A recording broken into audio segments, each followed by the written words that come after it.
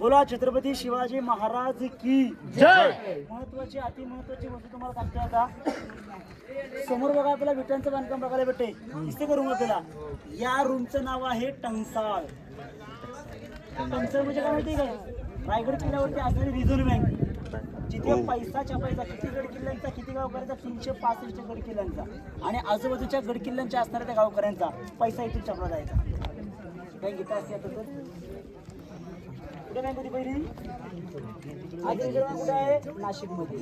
कुठून गेले बँक? जे कल्पना करायची गोष्ट आहे, 365 गड किल्ल्यांचा इथे पैसा छापला, त्या काळात छापला जायचा. त्याला आपण होन, कॉईन, मुद्रा, करन्सी म्हणतो त्या काळची.